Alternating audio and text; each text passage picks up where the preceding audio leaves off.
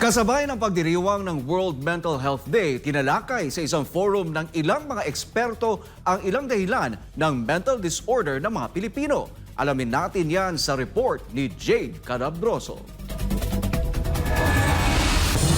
Ang social media ang isa sa mga itinuturong dahilan ng pagtaas ng kaso ng mental disorder sa bansa, tulad ng depresyon at anxiety. Yan ang isa sa mga tinukoy ni Dr. Juancho Bunyi, officer in charge ng Muntinlupa City Health Office sa panayam ng SMNA News. Aniya, ngayong taon lang sa kanilang lugar ay tumaas ang kaso na nagpapakonsulta dahil sa mga mental health problem.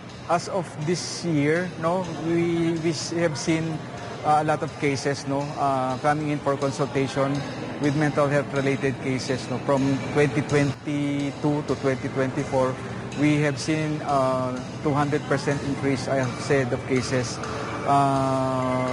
ranging from depression to anxiety. It's like, it's like, media related, social media related, and also environmental. So these are the things that we are considering, the effect of social media, and of course the environment, and a lot of several pressures from the environment itself in general. Dagdag naman ni Dr. Ivanhoe Escartin, consultant ng National Center for Mental Health ng Department of Health, na malaki ang papel ng mga magulang sa pagpapalakas ng mental health ng kanilang mga anak upang hindi ito sumubok na magpakamatay. Yung family, pag may ganito, di ba, dapat nagko-connect, di ba? Dapat ito yung tagline natin, di ba, na usap tayo, di ba? Usap tayo kasi importante yan na dapat mapag-usapan, di ba? Yung kung ano yung nasa damdamin, kung nasa isipan, kung bakit ganun ang gagawin niya. Samantala, Stronger Together. Ito ang tema ngayong taon sa isang forum na ginanap sa Quezon City na pinangunahan ng isang non-government organization kasabay ng pagdiriwang ng World Mental Health Day kasama ang iba't ibang sektor. Ayon sa mga organizer, kailangan magtulungan ng lahat ng sektor para palakasin ang mga inisyatiba para sa mental health ng mga Pilipino. We're meeting here because we would like to make this mental health program sustainable. All of us are working together so that we are stronger when we do it together. We would like to turn those pains that you are encountering, personal pains, into healing. And gusto natin magkaroon ng totoong support network with all of our collaboration and those mental advocates.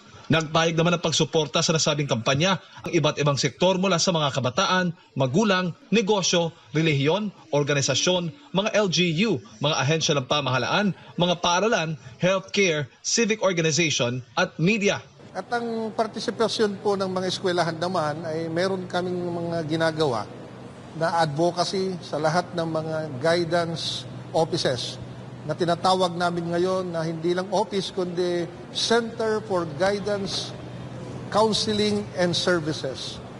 Para kung ganun ay maiwasan natin yung stigma kasi marami ngayon nagsusuicide, marami namang problema.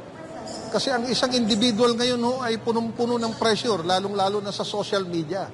Alam nyo, at unti-unti tayong pinasok niyang internet talaga eh. Unti-unti tayong pinasok and the law is just catching up kung paano natin i-address yung mental health issues na dinala ng internet.